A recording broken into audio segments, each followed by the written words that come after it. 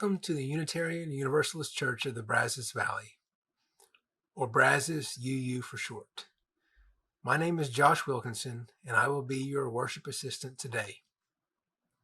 I come to this church because even with all of my faults, all of my eccentricities, all of my doubts, all of my ways of seeing the world differently, I feel accepted here. I have a home here. Welcome visitors, freethinkers, and free spirits. We are a welcoming congregation, which means we celebrate and welcome all people of any sexual orientation, race, age, gender identity, ability, or belief. So whoever you are, wherever you have come from, wherever you are on life's journey, you are welcome and encouraged here. Honoring the value of spiritual freedom and diversity, we have no statement of doctrine. As a covenanted community, we agree to a set of principles that we all follow as we search for truth and how it applies to ethical living. Unitarian Universalism is a faith of covenant, not creed. This means that Unitarian Universalists seek and use wisdom from many diverse sources. We encourage everyone to visit our website, brazos-uu.org, which is our digital home in this time of great transition in our world. During this time of pandemic and in the midst of our planned building project, the website and these weekly services are our only home. As you can see, the Brazos UU is always open to new directions, ideas, and partnerships.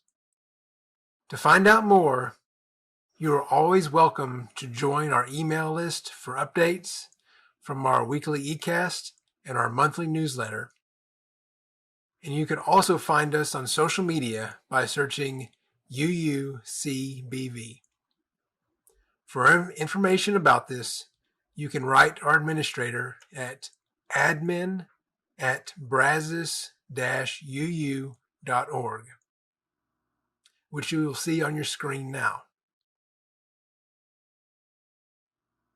If you might like to contribute your musical talents, if you have a great story to share about your life's journey, or if you have a passion for social justice, we would love to hear from you. If you're interested in getting involved, you can find plenty of information on our website. To join a meeting and have your voice heard by our members, you can find links to all of our meetings on our interactive website calendar at brazos-uu.org/calendar, which you will see on your screen now.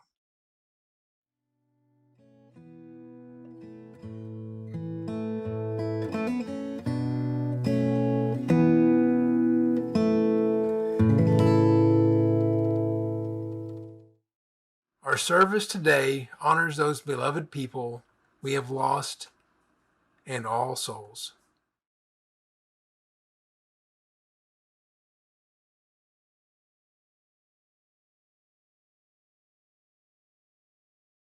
No matter who or what you are welcome here.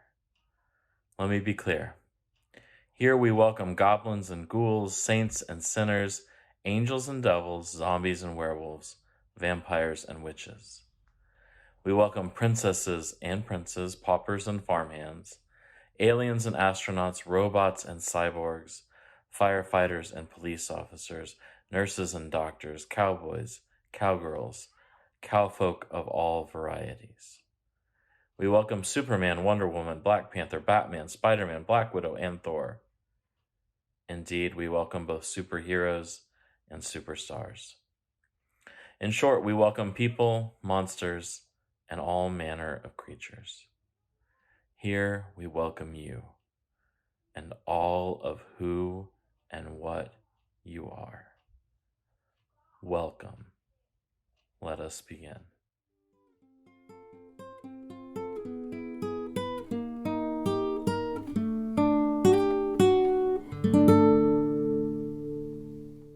Thank you, Reverend Christian. Now I invite you to light your own chalice, if you have one, as I light our chalice today.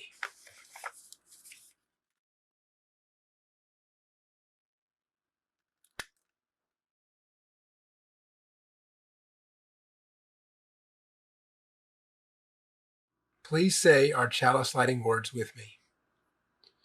We light the chalice, the symbol of our Unitarian Universalist faith, as a beacon of hope for all who seek justice, dignity, and compassion, and in celebration of the life of truth and meaning we share together.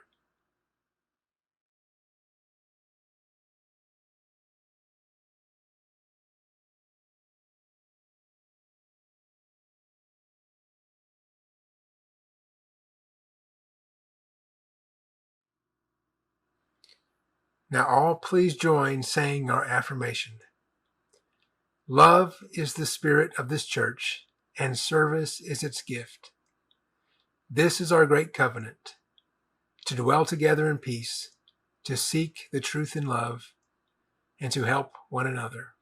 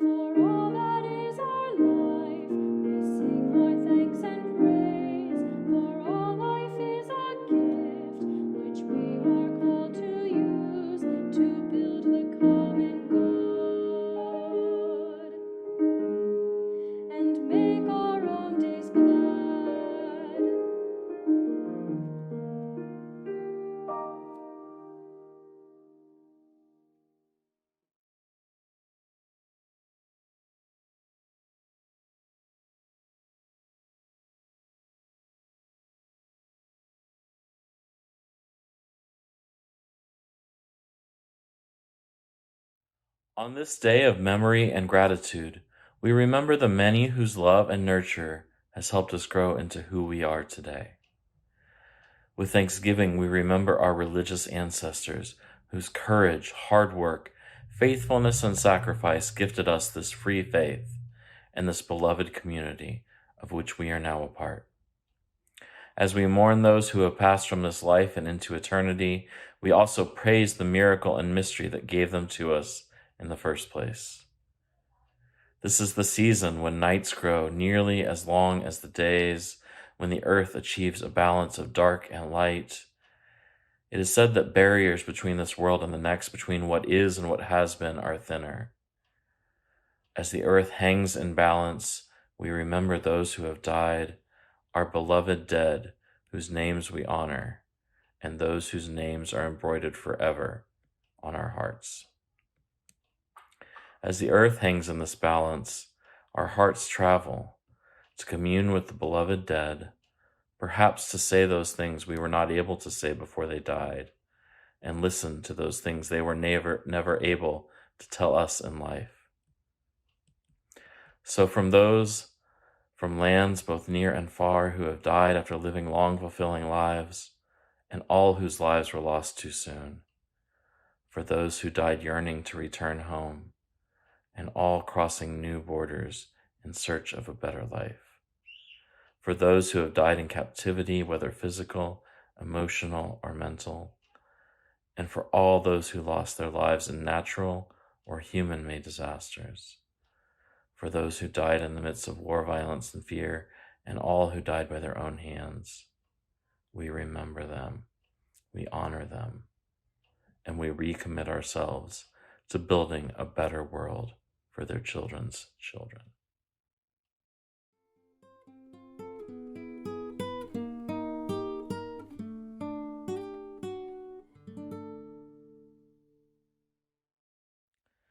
In this holy time, we remember those who have left us.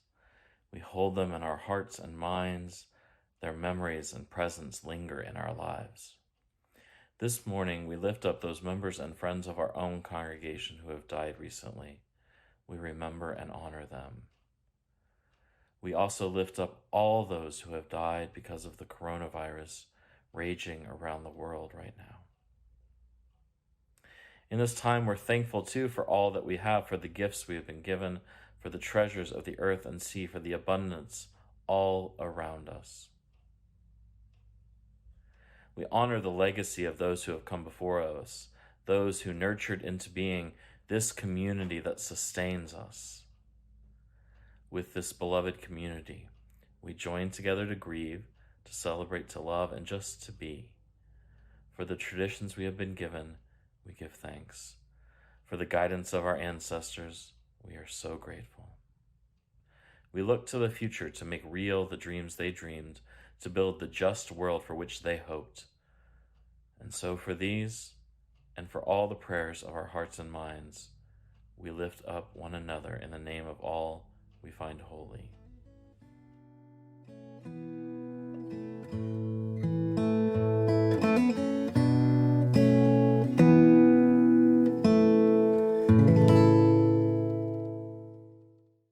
Each week we take a time to share those joys too great to hold alone, those sorrows too great to bear by ourselves.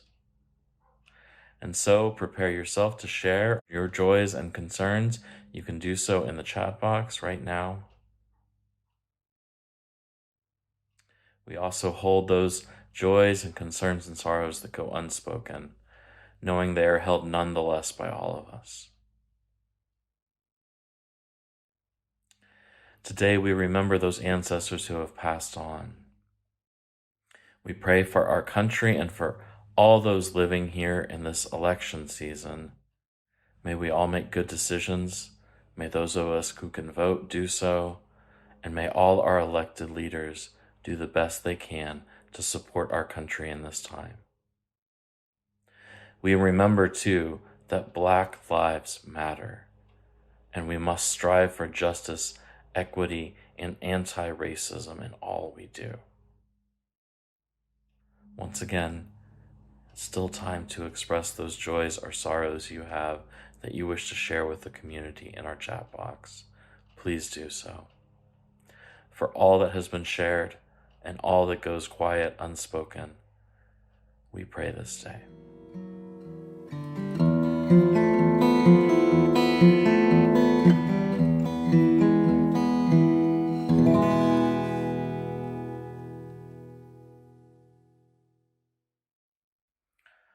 Our reading today is called Do Not Lose Heart, We Were Made for These Times by Clarissa Pinkola Estes. Mis estimados queridos, my esteemed ones, do not lose heart, we were made for these times. I have heard from so many recently who are deeply and properly bewildered.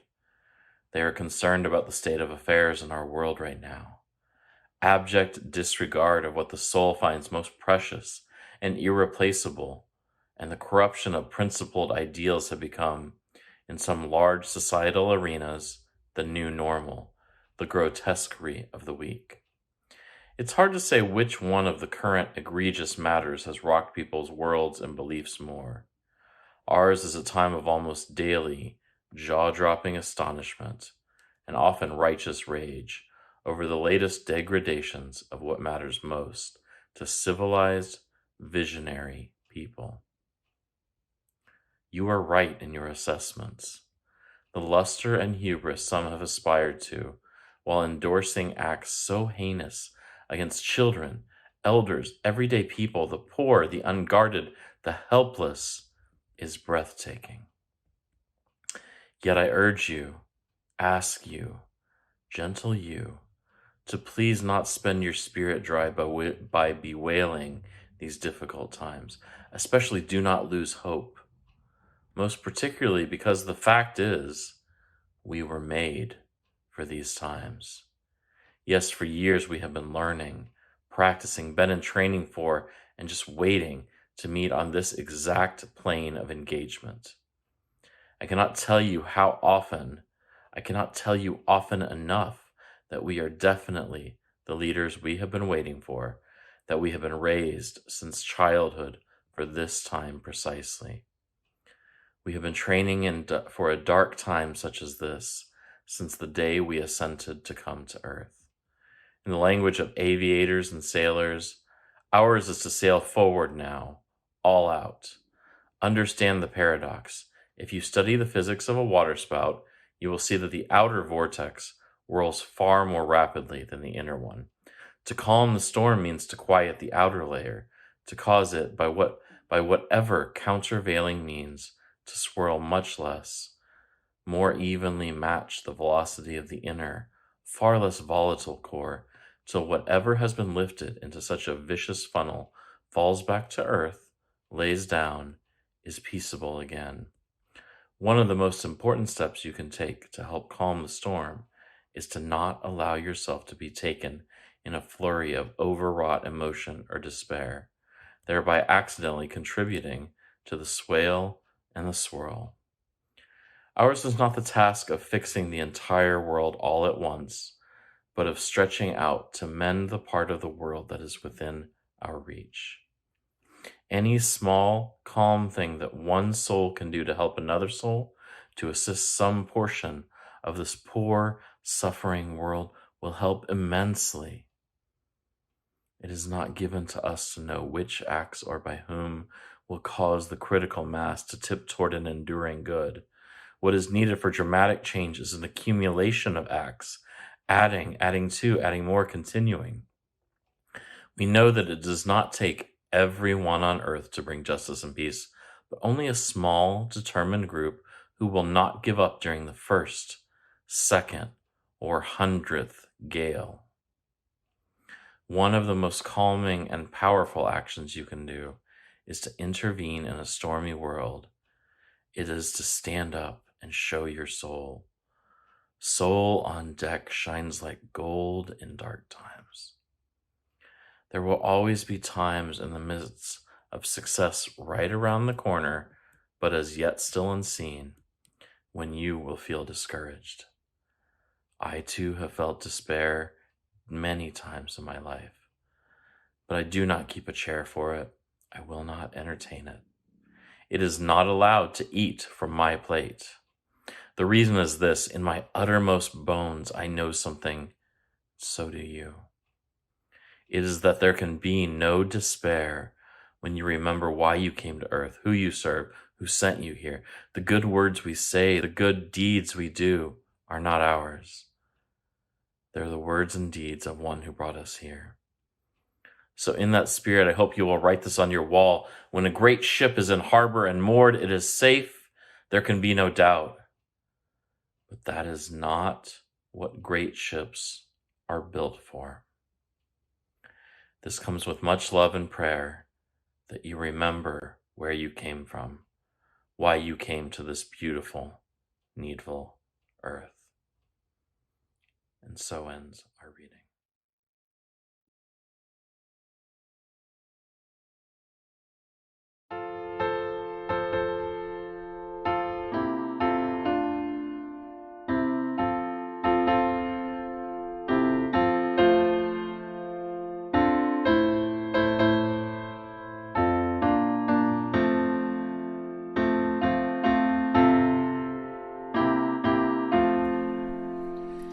My life goes on in endless song above earth's lamentation. I hear the real, though far off hymn that hails a new creation.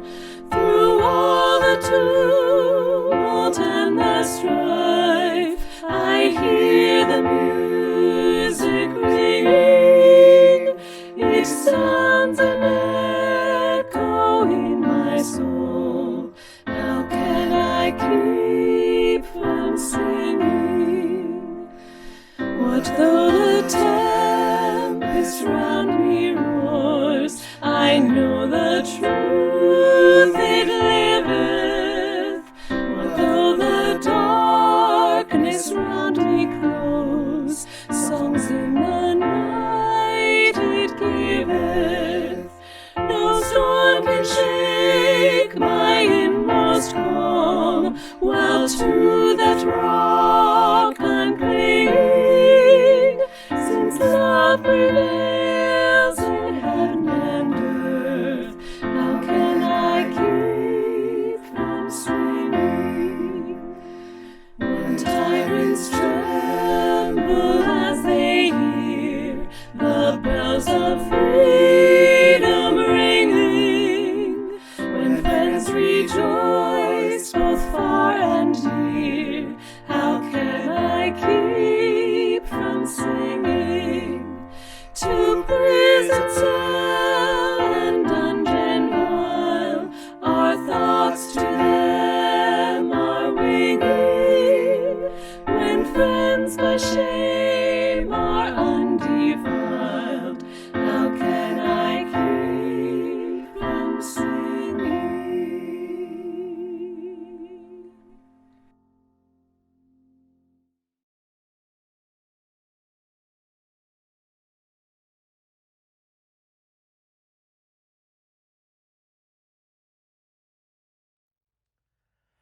On this Sunday leading into Halloween, to Samhain, to All Saints' Day, All Souls' Day, to Dia de los Muertos, this is a time in which the memories, the lingering presence, the legacy of those who have come before us, friends, family, teachers, so many others, it all seems especially close.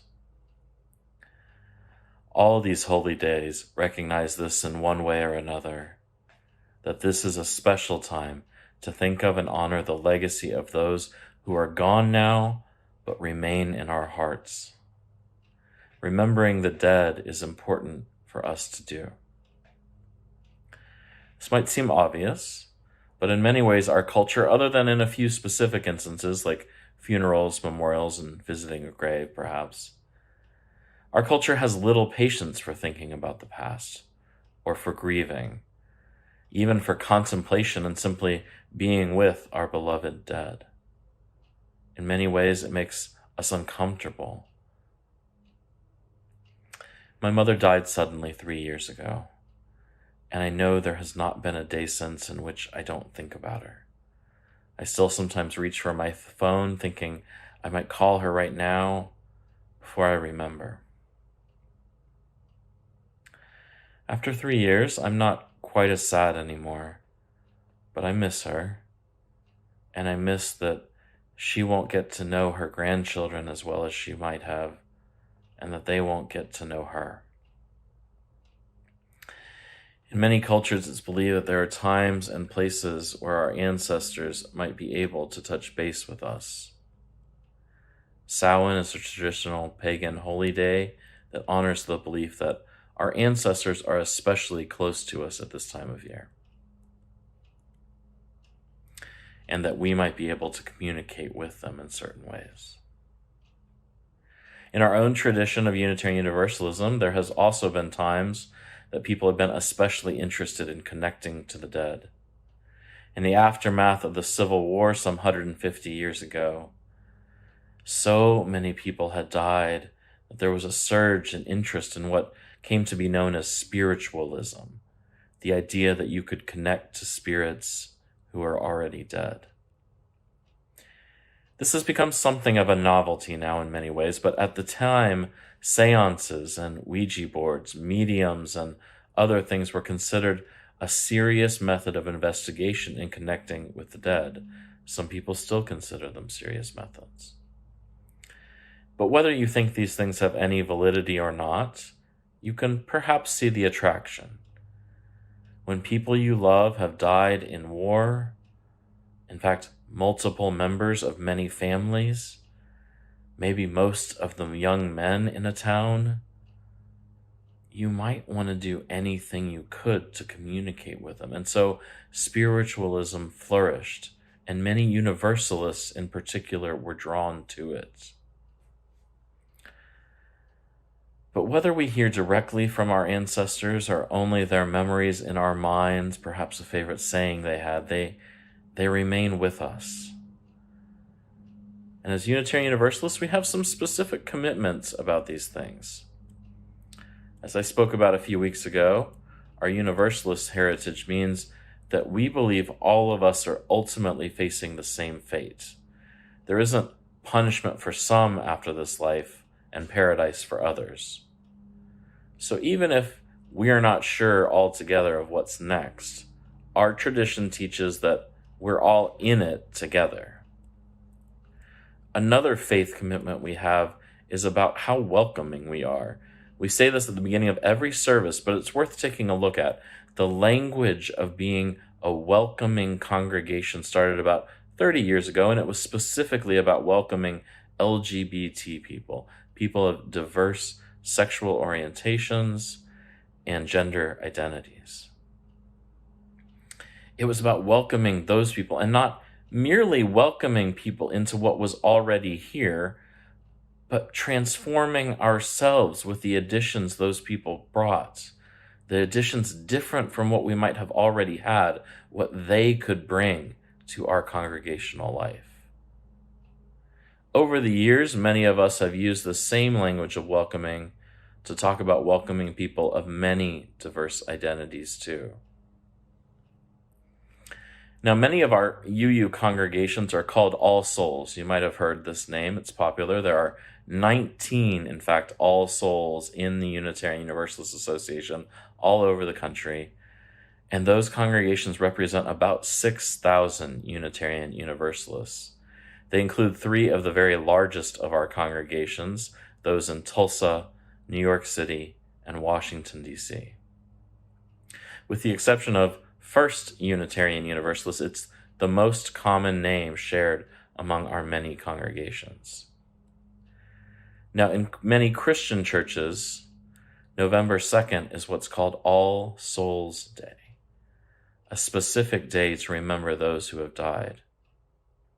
And there's a connection between these. Our UU churches are called All Souls because they welcome in everyone.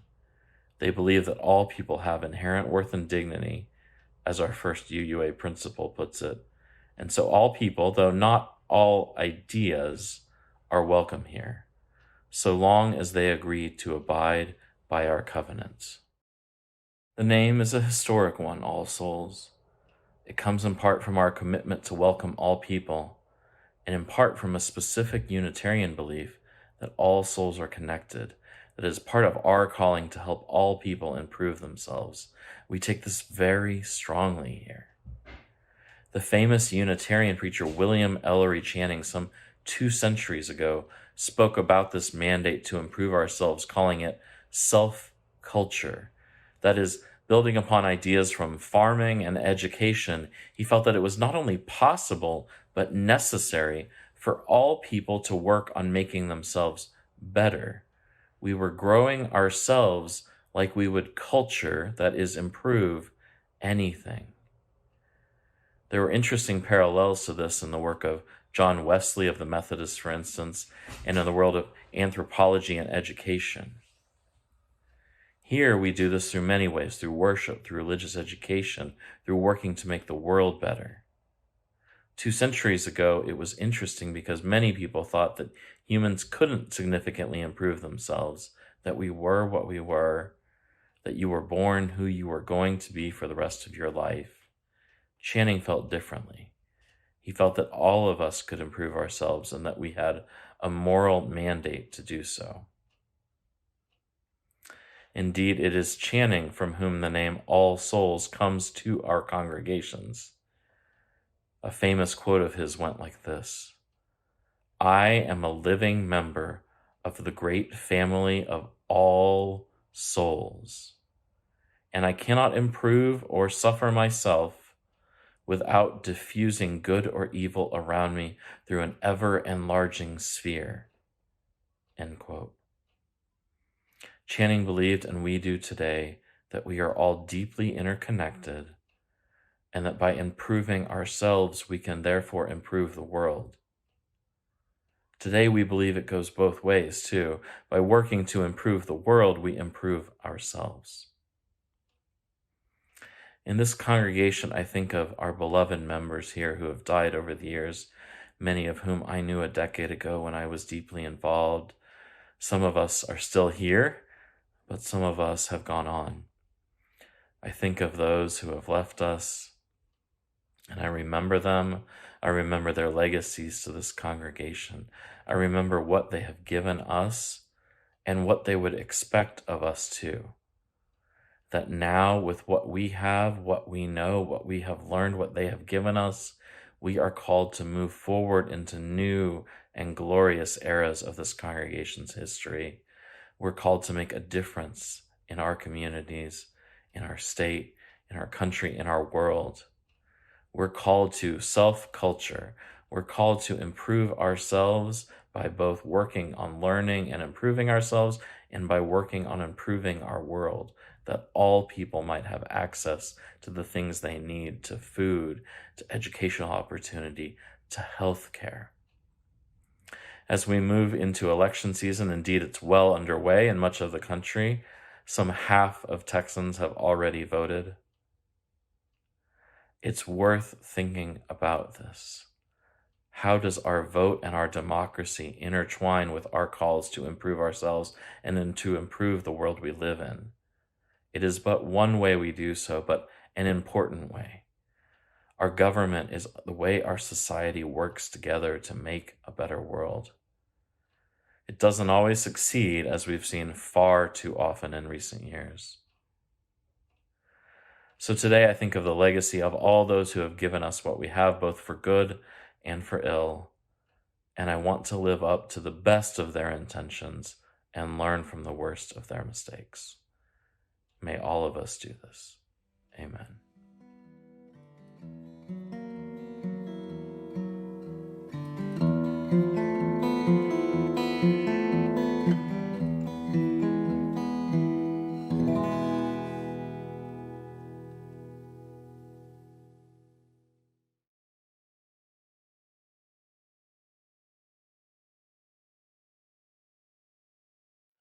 There is more love somewhere, and there is more love somewhere. I'm gonna keep on till I find it. There is more love somewhere. There is more peace somewhere. There is more peace somewhere. I'm gonna keep on till I find it. There is more peace somewhere. There is more hope somewhere. There is more hope somewhere. I'm gonna keep on till I find it. There is more hope somewhere. There is more love somewhere. There is more love somewhere.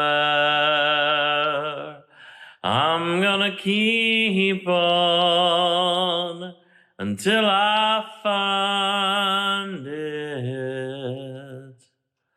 There is more love somewhere.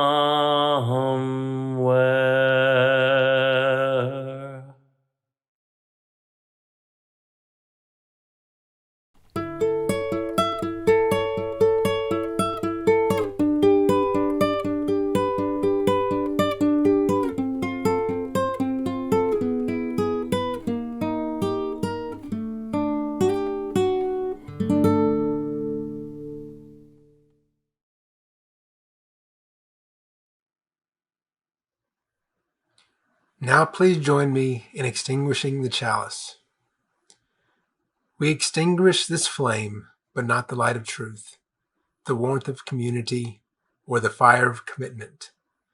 These we carry in our hearts until we gather together again. Thank you.